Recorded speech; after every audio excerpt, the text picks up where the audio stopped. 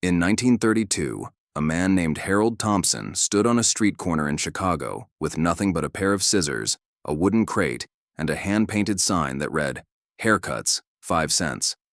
He had been a bank manager. Just 2 years earlier, he wore a suit worth more than most families earned in a month.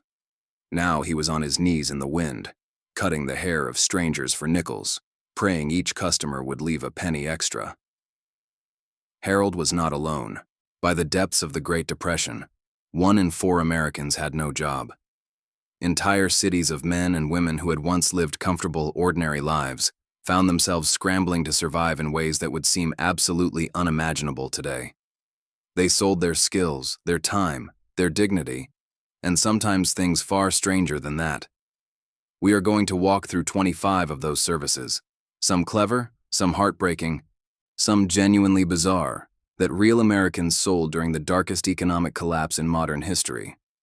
And before we get to number 1, I promise you, the service at the top of this list is something nobody taught in school. If you have never heard of this before, make sure you subscribe right now so you never miss stories like this one. Let us start with number 25. Number 25 was called Penny Shine. Boys as young as 8 years old set up shoe-shining stations on sidewalks across every major American city. They carried small wooden boxes they had built themselves, sometimes from scrap lumber pulled out of trash piles, fitted with a footrest on top and slots inside for their brushes and tins of polish. A shine cost a penny, sometimes 2 pennies if the shoes were badly scuffed. These boys would work from sunrise to past dark, often competing with other children on the same block. Fathers who had lost their factory jobs watched their sons do this work and felt a shame that stayed with them for the rest of their lives. But the boys themselves often remembered it differently. Many of them, decades later, described those street corners as the place where they learned that a person could always find something to offer the world, no matter how little they had to start with. The shoeshine boys of the Depression era became a symbol so powerful that the image appeared in newspapers, photographs, and eventually in the memories of an entire generation. Number 24 was called Needle and Thread Work. Women who had learned to sew as girls discovered that skill was suddenly worth money again. They took in mending, darning socks, patching trousers, replacing buttons, and letting out seams on clothes that families could no longer afford to replace. A woman on a single city block might have 15 or 20 regular customers who brought her a paper bag of damaged clothes every week. She charged by the piece, a few cents for a patch, a dime for a full trouser repair. The best sewers developed reputations that spread across entire neighborhoods. People would walk half a mile to bring their clothes to the woman who could make a worn-out shirt look almost new again. Number 23 was icebox delivery. Even during the Depression, ice was necessary to keep food from spoiling. Before mechanical refrigerators became common, families used iceboxes, insulated wooden cabinets that held a large block of ice in an upper compartment to cool the food below. Men with wagons or handcarts hauled ice from central depots through neighborhoods, calling out as they went. The ice had to be delivered quickly in summer heat, and the work was brutal, lifting 50 and 100-pound blocks with iron tongs, loading and unloading all day. But it paid, which was more than most things did. Some icemen built loyal roots of dozens of households who counted on them every single week. Number 22 was rat catching. This sounds like something from medieval Europe, but it was a genuine paid service in Depression-era American cities. Urban neighborhoods packed with people in crowded tenements had serious rat problems, and professional rat catchers advertised their services door to door. They used traps, dogs, and various poisons. A good rat catcher could clear a building's basement in a few hours and charge $1 or $2 for the work. Serious money at a time when many families survived on less than $5 a week. Some rat catchers built reputations that had restaurants, warehouses, and apartment buildings, putting them on regular monthly retainers. Number 21 was called the knife and scissor grinder. A man would push a grinding wheel mounted on a cart through residential streets, calling out in a distinctive sing-song voice to let housewives know he had arrived. For a few cents, he would sharpen kitchen knives, scissors, garden shears, and any other blade a household needed. The grinding wheel was foot-powered, and a skilled grinder could restore a completely dull blade to a working edge in under 2 minutes. Families who could not afford to replace worn tools relied entirely on men like this. In some neighborhoods, the same grinder appeared every 2 weeks like clockwork, and his arrival was genuinely anticipated. Number 20 was radio repair. By the early 1930s, the radio had become the single most important object in American domestic life. It was news, entertainment, music, and connection to the outside world, all in one. Families that had lost almost everything held onto their radios. When a radio broke, they could not simply buy a new one, so they sought out men who could fix them. Radio repair technicians worked out of small shops, from kitchen tables, and even from the backs of cars. They could diagnose a faulty tube, a broken capacitor, a damaged speaker coil, and restore a family's most precious possession for $1 or $2. Some of the most successful early electronics businesses in American history were founded by Depression-era radio repairmen who had nothing but a soldering iron and a willingness to learn. Number 19 was photography services. Professional photographers saw their studio business collapse when families stopped paying for portraits they could not afford. But many of them pivoted to street photography, offering to take pictures of children, family groups, or individuals for just a few cents. Some carried portable darkroom equipment and could deliver a finished print within an hour. Others mailed prints back to customers days later. The photographs these men took during the Depression, candid street portraits, family moments, working people in their daily lives, became some of the most historically important images ever captured in America. Number 18 is one that might surprise you. It was called the Public Notary Walk-Around. Notaries public, people legally authorized to witness signatures and certified documents, began leaving their offices and walking through business districts and neighborhoods, offering their services on the spot. Legal paperwork had not stopped just because the economy had. People still needed to transfer property, settle small debts, sign contracts, and record agreements. A notary with a bag of official stamps and a ledger book could earn several dollars a day by simply being available where people were, rather than waiting in an empty office. If you have enjoyed this so far, drop a comment below and tell me which one surprised you most. Let us keep going. Number 17 was fortune telling. This is where things start getting genuinely strange. With so much uncertainty in every direction, no job security, no savings, no clear future, Americans in the millions turned to fortune tellers. Women and men who had some theatrical talent and a gift for reading people set up in storefronts, at fairs, in back rooms of restaurants, and along boardwalks. They read palms, cards, tea leaves, and crystal balls. A reading cost anywhere from a dime to 50 cents. Some fortune tellers were outright frauds who preyed on desperate people, but others provided something that no amount of money could buy in those years. The feeling, even if temporary, that someone understood your situation and that things might eventually get better. Psychologists who studied depression survivors later noted that this kind of emotional reassurance, regardless of its source, played a measurable role in helping people endure. Number 16 was umbrella repair. Before the age of cheap disposable umbrellas, a good umbrella was an expensive item that a family expected to last for decades. When spokes broke or fabric tore, people did not throw the umbrella away. They brought it to umbrella repairmen who set up small stands in busy pedestrian areas. These craftsmen kept inventory of replacement spokes, fabric patches, and hardware fittings. They could restore a battered umbrella to usable condition in 20 minutes for a nickel. Some umbrella repairmen also repaired parasols, fans, and other frame and fabric items that used similar construction principles. Number 15 was handwriting and letter writing. Immigrants who had never fully learned English, elderly people whose eyesight had failed, and the many Americans who had received minimal schooling all needed help with written correspondence. Letter writers set up at folding tables near post offices and train stations. For a few cents, they would compose letters on behalf of their customers. Letters to landlords, to relatives in other states, to government offices, to employers. Some letter writers became deeply trusted figures who knew the intimate details of dozens of families' lives through the letters they helped write over years. In an era before social workers were common, These men and women filled a quiet but essential role. Number 14 was rag picking and sorting. Scrap dealers and recycling middlemen hired workers to sort through waste, paper, metal, fabric, glass, and separate it into grades that could be sold to manufacturers.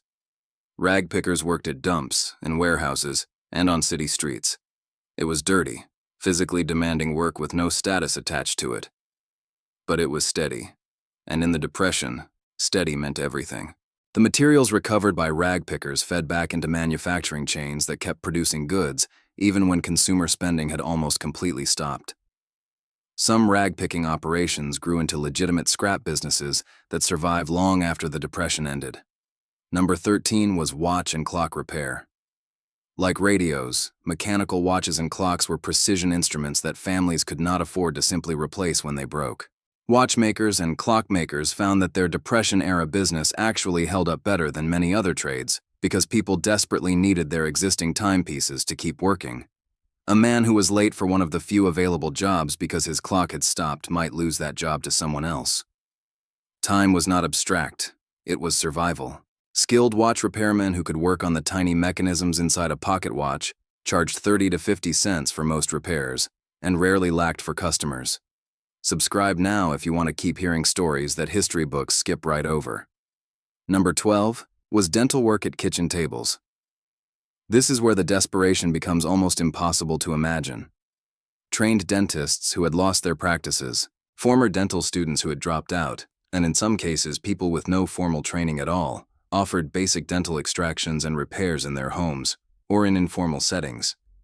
People suffering from infected teeth could not afford proper dental offices. A tooth pulled by a neighbor with a pair of pliers cost a quarter. Stories of these informal dental sessions appear repeatedly in Depression-era memoirs and oral histories. Some ended badly. Others provided genuine relief. The people who sought them out were not naive. They simply had no other option. Number 11 was pest control by the fumigation method. Before commercial pest control companies existed in their modern form, individual entrepreneurs offered home fumigation services using sulfur dioxide and other chemicals they mixed themselves. They would seal a room or an entire house with newspaper strips over the windows and door gaps, set off their fumigation mixture inside, and charge by the room. The chemicals used were genuinely dangerous, and fatalities occurred. But bedbugs, cockroaches, and other pests were a serious problem in overcrowded Depression-era housing, and families paid for relief. Some of these freelance fumigators eventually built the early foundations of what became legitimate pest control businesses after the economy recovered. Number 10 was music for hire. Musicians who had worked in theaters, dance halls, and hotels found their venues shuttered as people stopped spending money on entertainment. Rather than give up, they took their instruments into restaurants, streets, private homes, and small gatherings. A musician could earn $1 or $2 playing background music at a dinner party, or 3 hours of dance music at a neighborhood event. String quartets that had performed in fine hotels ended up playing at church socials and birthday parties. Jazz bands that had packed ballrooms found themselves in backyard summer events charging admission of a dime. The music of the Depression was everywhere, because the musicians had nowhere else to go. Number 9 was handyman rental by the hour. Skilled tradesmen, carpenters, plumbers, electricians, who had lost their regular employment offered their services by the hour rather than by the job. A carpenter might charge 20 cents an hour to fix whatever needed fixing in a house. A plumber would repair a leaking pipe for whatever a family could honestly afford to pay. These arrangements were often informal and based on trust, because neither party had any way to enforce a contract if things went wrong. What kept them honest was reputation. In tight-knit urban neighborhoods and rural communities, a tradesman who cheated one customer quickly lost all the others. Social accountability replaced legal accountability in thousands of these daily transactions. Number 8 was backyard slaughtering services. In rural areas and on the edges of cities, families who kept a pig, a few chickens, or a goat often lacked the knowledge or tools to slaughter and butcher their own animals properly. Men who had worked in meatpacking or on farms hired themselves out for this specific task. For $1 or $2, they would arrive at a farm, dispatch the animal cleanly, dress and butcher the carcass, and help with initial preservation, salting, smoking, or packing in lard, Families who grew their own food but lacked processing skills depended entirely on these men during the winter months when livestock were traditionally harvested before the cold set in. Number 7 is one of the most remarkable services on this list, and I want you to think about what it says about human nature before we continue. It was called worry listening. Men and women, sometimes older, sometimes just patient, advertised themselves as listeners. For a nickel or a dime, they would sit across from a customer and simply listen. Not give advice, not speak much at all. Just listen while a person talked about their fears, their failures, their grief, their anger, or whatever they had been carrying alone. There were no therapists on every corner in 1932. Churches helped some people, friends helped others, but the isolation of Depression-era poverty, the shame of it, the silence that it forced on people who did not want their neighbors to know how badly things had gotten, left millions of Americans with nowhere to put what they were feeling. The worry listeners filled that gap. Drop a comment below telling me which service on this list moved you the most. Number 6 was laundry service from home. Commercial laundries lost customers who could no longer afford them, but home laundresses gained those customers back. Women took in laundry from neighbors and boarders, washing by hand in galvanized tubs, wringing by hand or through hand-cranked wringers, hanging to dry on lines strung across apartments and backyards. They charged by the pound or by the item. A woman taking in laundry for 5 or 6 households could earn enough to keep her family fed. The work was brutally hard. Washboard scrubbing in cold water opened up the skin on a woman's knuckles, and the lifting of wet, heavy sheets was exhausting. But it was honest work that required no investment beyond a bar of soap and access to water. Number 5 was astrology charting. Related to fortune-telling but considered a step more prestigious, astrology charting involved creating a personalized birth chart and interpreting what the positions of celestial bodies at the time of a person's birth meant for their future. Amateur astrologers charged 50 cents to $2 for a written chart with a detailed interpretation. Unlike palm reading, which was dismissed by many as pure performance, astrology had a more intellectual veneer. Educated, middle-class Americans who would never visit a palm reader would pay for an astrology reading. Some of the most popular Depression-era astrologers built mailing lists of hundreds of clients across the country and ran what amounted to small mail-order businesses built entirely on the desire to know whether things would get better. Number 4 was blood selling. This is one of the most haunting entries on this list. Commercial blood banks in the early Depression era paid donors for their blood. A healthy adult could donate blood every few weeks and receive between $5 and $15 per donation, a substantial sum at a time when many families lived on $10 a week. Men who were strong enough and healthy enough made regular blood donation a part of their financial survival strategy. There were informal networks in some cities. Men would tell each other which hospitals and clinics were paying that week and what the going rate was. A man might donate blood, use the payment to buy food, wait to recover his strength, and donate again. The physical toll was real. Some donors pushed themselves too far. But for men watching their children go hungry, the calculation was simple. Number 3 was migrant labor brokering. When the Dust Bowl sent hundreds of thousands of families west, opportunists and sometimes genuinely helpful individuals set themselves up as labor brokers, middlemen who connected desperate migrant workers with farm owners who needed cheap labor. The broker took a cut of the wages. Sometimes that cut was fair. Sometimes it was predatory, leaving workers with barely enough to eat after the broker took his share. John Steinbeck documented variations of this system in vivid detail, but the reality was even more complex than his fiction captured. Some brokers were migrants themselves who had simply arrived a season earlier and learned the local systems. Others were established locals who exploited the newcomers' ignorance of California's labor markets. The difference between a helper and an exploiter was often invisible until the work was done and the pay envelope was opened. Number 2 was the renting of personal presence. This service is difficult to describe without sounding like it belongs in a different era entirely, but it was documented in multiple cities during the Depression. Individuals, often well-dressed, presentable people who had fallen on hard times, hired themselves out to attend events where numbers mattered. A business dinner where a man needed to appear successful might hire 4 or 5 well-dressed strangers to sit at his table and play the role of associates or clients. A woman trying to sell a property might hire apparent buyers to attend a showing and appear interested, creating competitive pressure on real prospects. A political rally, a church revival, a product demonstration, any event where crowd size or the apparent presence of supporters mattered could be augmented for a few dollars per hired attendee. The people who provided this service called it different things in different cities, but it was, in essence, the renting of human presence for the purpose of creating a favorable impression. And now we arrive at number 1, the service that is unlike anything else on this list, the one that historians almost never mention, the one that reveals something about the Depression that statistics and graphs simply cannot capture. It was called forgetting for hire.